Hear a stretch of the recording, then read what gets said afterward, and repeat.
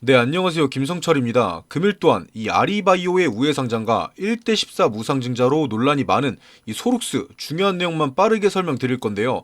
벌써 12월 8일 이 1대 14라는 이례적인 무상증자를 발표한 지 4거래일이 지나고 있는데 이 발표한 당일을 제외하면 엄청난 급락을 보여주고 있어요. 그렇다는 뜻은 이 무상증자라는 것 자체가 소룩스에게는 호재가 아닌 이 악재로 작용됐다는 뜻이고, 이 무상증자 발표 이후에 이렇게 급격하게 움직였다는 건 무상증자가 어떠한 결과를 얻기 위해서 의도적으로 터트린 계획이라고 예상을 해볼 수가 있겠죠. 금일 영상에서는 바로 이 부분에 대해서만 간단하게 설명해 드리도록 하고, 본격적으로 시청 전에 이 구독과 좋아요 한 번씩만 눌러주시면 감사하겠습니다. 자, 바로 본론으로 넘어와서 이 차트 한번 보시면, 소룩스 같은 경우는 오랜 기간 동안 바닥을 기어오다가 이 아리바이오가 우회 상장을 하기 위한 기업이다, 이런 소문이 돌기 시작하면서 상승이 시작됐었고, 결국 이 아리바이오의 대표가 소룩스의 새 주인으로 올라서면서 그 상승세는 이어졌었죠. 하지만 7월달부터 이 우회 상장에 대한 기대감이 사라지면서 주가는 주춤하던 상태였는데, 최근에 다시 한번 급격한 상승이 나오던 상황이었어요. 그런데 여기서 중요한 건 이 상승이 시작되고, 14거래일 동안 이 100%가 넘는 상승이 나왔었는데, 이렇게 상승하는 기간 동안 우회 상장에 대한 뉴스나 공시, 어떠한 호재들도 나오지 않았었고, 이러한 가파른 상승에도 불구하고 거래량은 전혀 없었다는 거예요. 아무도 모르게 조용히 올렸다는 거죠. 그렇다는 뜻은 이 주가를 움직일 수 있는 어떠한 힘이 매집을 끝냈었다는 뜻이겠죠. 쉽게 말해 이 선취매가 있었다는 겁니다. 그 이후에 이 무상증자를 발표하면서 주가를 한 번 더 뛰어 올렸어요. 역시나 이 개인 투자자들, 세력이 아닌 이 개인 투자자들은 그제서야 알고 뒤늦게 달려들면서 이 주가의 급등을 더 만들어냈죠. 하지만 이미 매집이 끝냈었던 이 세력들 같은 경우는 이 물량을 다 던지고 떠납니다. 그 결과 이 소룩스의 주가는 지금 보시다시피죠.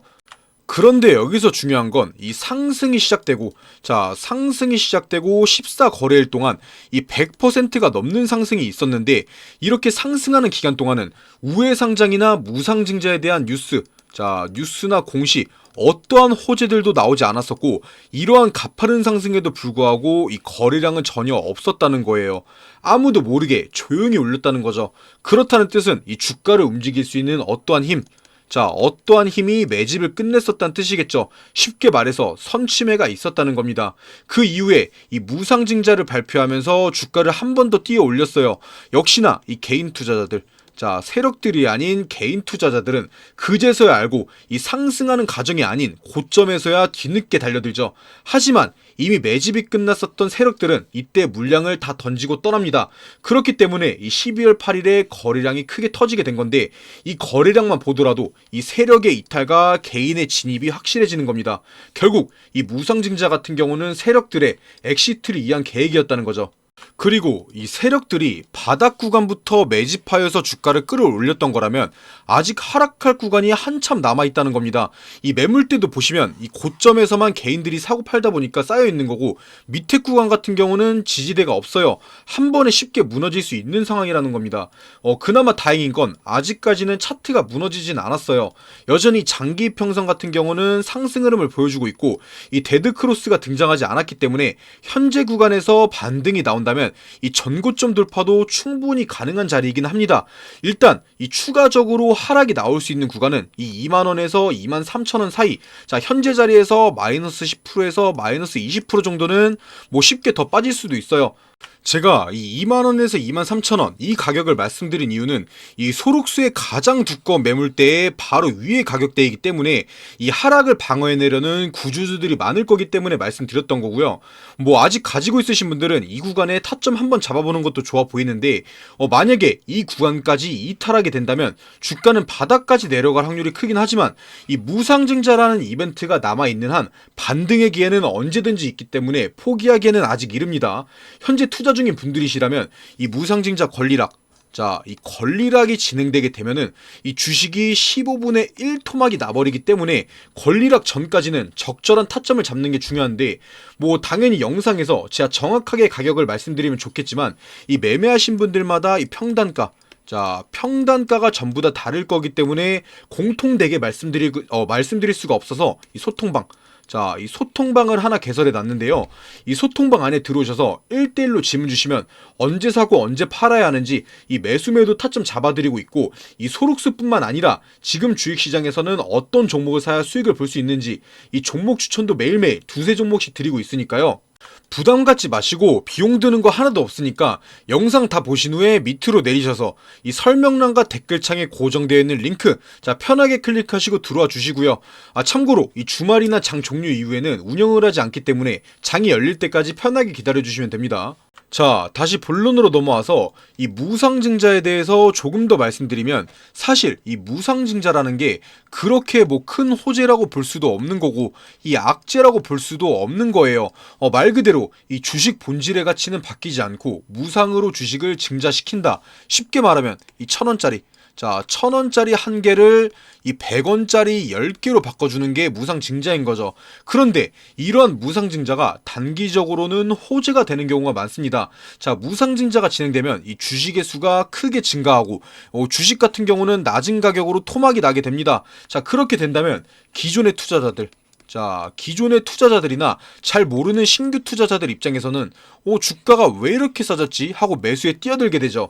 그리고 이러한 사람들을 이용해 먹기 위해서 이 주가를 억지로 누르고 올리는 이 세력들, 자, 세력들도 많다 보니까 이러한 무상증자가 단기적으로는 호재가 되면서 급등이 나오는 거예요. 뭐 이미 세력들이 이탈하면서 급락이 나오긴 했지만 이 무상증자 이벤트는 아직 끝나지 않았죠. 자, 이 권리락, 자, 무상증자 권리락이 진행되게 되면 이 주가가 급격하게 낮아지기 때문에 이 단타쟁이들이나 신규 유입이 있을 수밖에 없고, 그렇게 된다면 이 단기적인 상승은 반드시 나오게 됩니다. 뭐 결국은 단기적인 수급이겠지만 타점만 잘 잡는다면 언제든지 기회는 있으니까 포기하지 말라고 말씀드리는 거고요. 어찌됐든 간에 이 소록수에 있어서 현재 무상증자보다 중요한 건 바로 우회상장입니다. 지금 주가가 어떻게 흘러가든 간에 이 우회상장만 성공적으로 진행한다면 주가는 전고점을 떠나서 미친듯이 날아갈 거예요.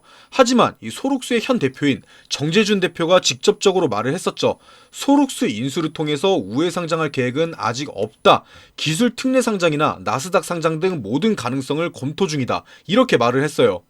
거기에 더해서 이 1대14라는 무상증자를 진행했다는 것 자체가 소록스를 이 우회상장에 이용하지 않겠다는 뜻이 되기도 해요. 이 무상증자 등을 통해서 소록스의 가치가 오르게 되면 합병 상대방인 이 아리바이오의 지분 가치가 상대적으로 덜 반영되기 때문이죠. 그래서 지금 나올 수 있는 말들이 사실 우회상장 같은 경우는 이미 물 건너갔고 이 소록스가 세력들과 손을 잡고 최대한 이 돈이라도 긁어 모으려고 하고 있는 거 아니냐, 이런 말들이 나오고 있는 거죠. 실제로도 이 소록수의 새 주인이 된 정재준 대표 같은 경우는 전 대표한테 이 지분을 취득한 이후에 뭐 신주 인수권이나 뭐 신주 인수권 부사채, 유상증자 등을 남발하고 있습니다. 뭐 100% 작전이다 이렇게 말하긴 좀 그렇지만, 보통 이 국내 주식시장에서 타법인의 증권을 취득한 이후에 신주 인수권이나 유상증자 등을 통해서 자금을 끌어모은 이후 패대기 치는 작전은 번번이 일어나곤 하죠. 당연히 그 결과 같은 경우는 뻔하고요. 그래서 현재 상황만 봤을 때는 이 우회상장보다는 소록스를 통해서 최대한 이 돈을 모으려는 계획으로 보인다는 게 사실이고요. 이 무상증자 같은 경우도 그 과정 중 하나겠죠. 이해하기 쉽게 다시 한번 설명드리면, 이 아리바이오 같은 경우는 소록스를 이 우회상장에 이용하지 않고 다른 방법 등을 통해서 돈을 모으는 용도로 이용 중이라는 거예요. 그리고 사실 이 아리바이오 같은 경우는 처음부터 이 우회상장을 준비했던 건 아니에요. 자, 과거에 2018년도와 2022년도 그리고 이번 연도 2023년도 총 3차례의 상장에 도전을 했었지만 모두 다 실패를 했었죠. 뭐 자세히 알 필요는 없는 거지만 이 기술평가, 상장에 성공하기 위해서는 이 기술평가에서 A등급과 B등급 이상을 받아야 하는데, 이 아리바이오 같은 경우는 계속해서 B등급만 받으면서 상장에 실패를 했었어요. 그렇기 때문에 이 아리바이오가 소록스를 통해서 우회상장을 선택했다, 이런 말들이 나오고 있는 건데, 만약에 이 소록스와 아리바이오 양사의 합병이 정말 예정되어 있는 거라면 굳이 이 무상증자라는 주가 부양책을 쓸 이유가 전혀 없어요.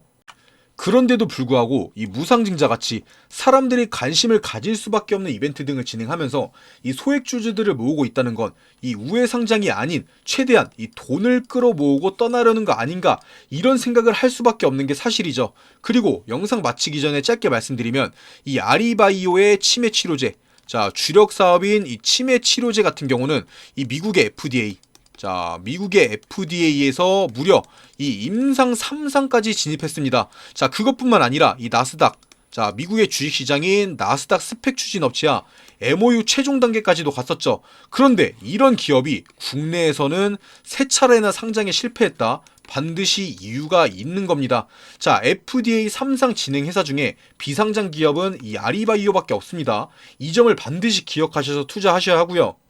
당연히 이러한 내용들 혼자서는 파악하기 어려울 거기 때문에 이러한 중요한 정보들 나눠드리려고 제가 이 소통방, 자, 소통방을 따로 개설해 놓은 거고, 이 소통방 안에서는 1대1로 질문 주시면 이 타점도 잡아드리고 있고 이 종목 추천도 매일매일 드리고 있으니까요, 부담 갖지 마시고 비용 드는 거 하나도 없으니까 영상 다 보신 후에 밑에 있는 링크 클릭하셔서 꼭 들어와 주시고요.